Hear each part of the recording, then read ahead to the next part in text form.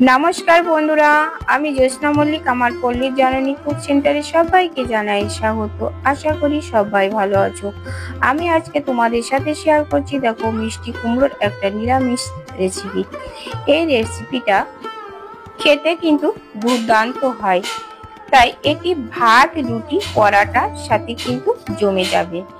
এই একটা পদই থাকলে কিন্তু এক থালা ভাত খাওয়া যাবে। তাই ভিডিওটা স্কিপ না করে প্রথম থেকে শেষ পর্যন্ত দেখার অনুরোধ রইল।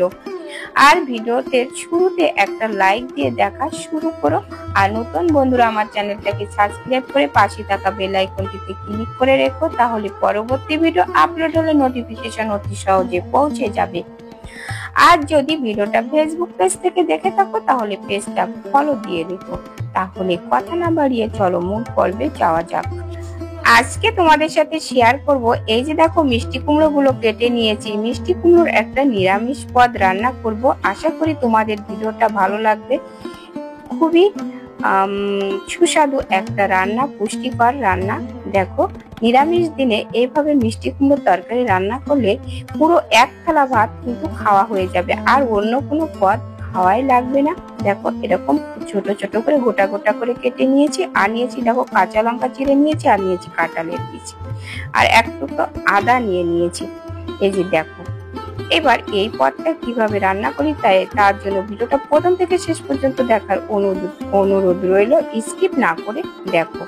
আর এই যে দেখো, কড়াই বসিয়ে দিয়েছি গ্যাসের উপরে, দিয়ে একটু মুছে নিলাম। জলটা শুকাবে, ততক্ষণ কিন্তু দেরি করলে গ্যাসটা অনেকটাই পুড়ে যায়।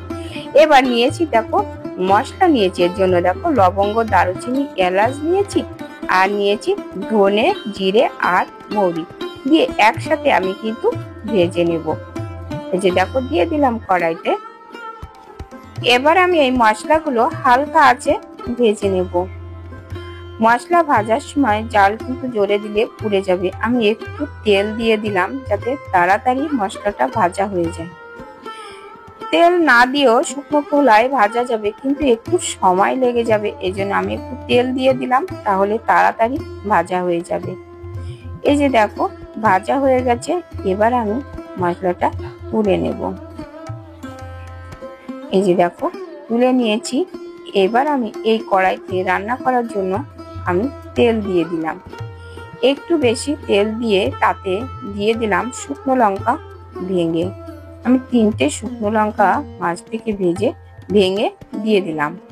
এবার দিলাম গোটা জিরে তেলের উপরে দিয়ে। দেখো এবার মিষ্টি কুমড়ো গুলো ছেড়ে দিলাম। আমি কিন্তু এক সম্বরা দিয়ে তরকারি রান্না করি, আমি 2বার সম্বরা দিই না, কারণ ওতে কিন্তু একটা ঝামেলার ব্যাপার। তাই এক সম্বরা দিয়ে রান্না করলেও কিন্তু ভালো লাগে। তোমরা একটু রান্না করে খেয়ে দেখো, ভালো লাগবে। এবার দিয়ে দিলাম কাঁচা লঙ্কা গুলো চিড়ে রেখেছিলাম, সেটা দিয়ে দিলাম। আর এই যে দেখো কাঁঠালের বিচি, এই যে মাছ থেকে কেটে 2 খণ্ড করে কেটে রেখেছি, সেটা দিয়ে দিলাম। সময় খুব কম আছে, তাই কাঁঠালের বিচি সেই বাদামি খোসাগুলো কিন্তু তোলার সময় হয়নি। যাই হোক দিয়ে দিলাম। আর দিয়ে দিলাম একটু আদা জিরে বেটে রেখেছি, সেটা একটু দিয়ে দিলাম। দিয়ে একসাথে নেড়ে চেড়ে এবার ভেজে নেব।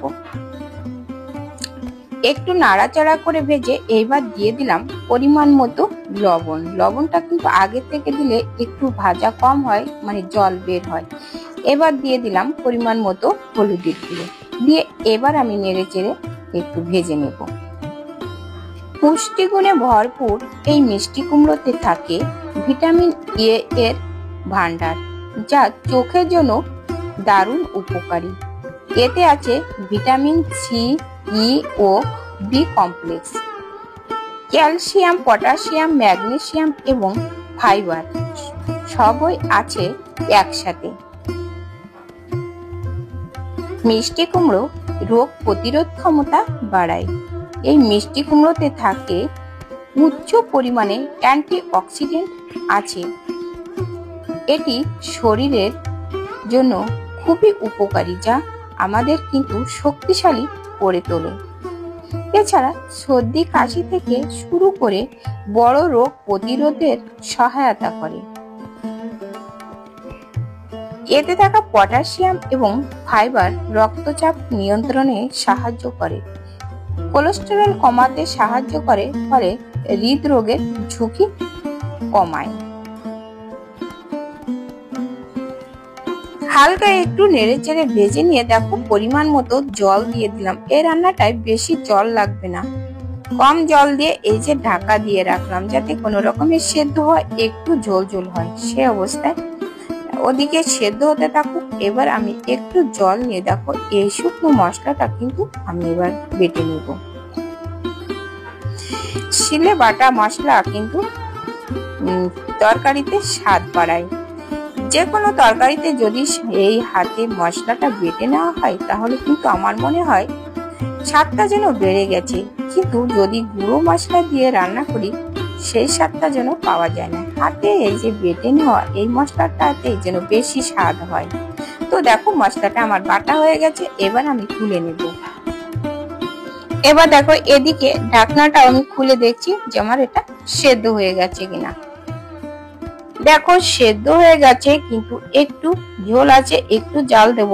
ততক্ষণে জেনে নি যে ত্বক ও চুলের যত্নে কিন্তু মিষ্টি কুমড়োর বেশ উপকারিতা আছে। বিটা ক্যারোটিন এবং ভিটামিন সি ত্বকের উজ্জ্বলতা বজায় রাখে, চুল পড়া বন্ধ করে।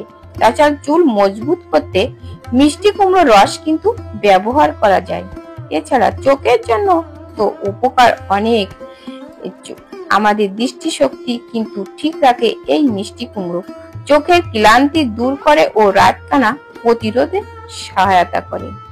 এইবার দেখো আমি দিয়ে দেব এই যে আমার বেটে রাখা এই মশলা। এই মশলাটা দিলে কিন্তু স্বাদটা কিন্তু দ্বিগুণ হয়, অপূর্ব হয়। কিন্তু এবার দিয়ে আমি একটু মিশিয়ে নিচ্ছি। এইভাবে একটু মিশিয়ে দেব যাতে করে বাটা মশলাটা সব সবজির ভিতরে ঢুকে যায়। আর এবার দিয়ে দিলাম অল্প একটু মিষ্টি। মিষ্টি তরকারিতে একটু মিষ্টি না দিলে আমার জন্য খেতে আবার ভালো লাগে না। তোমরা চাইলে এটা স্কিপ করতে পারো। আর এই কাঁঠালের বিচি দিয়ে মিষ্টি কুমড়ো রান্না কিন্তু খেতে দারুণ লাগে। অনুরোধ থাকলো তোমরা একবার হলেও এইভাবে খেয়ে দেখো। আমার সব রান্নাগুলো কিন্তু খুব কম তেল মশলায় ঝামেলা ছাড়াই আমি রান্না করি। আমার কাছে তো দারুণ লাগে। তোমাদের কাছে কেমন লাগে একটু কমেন্ট করে জানাতে কিন্তু ভুলো না। আর যদি ভালো লেগে থাকে একটা লাইক করে দিও।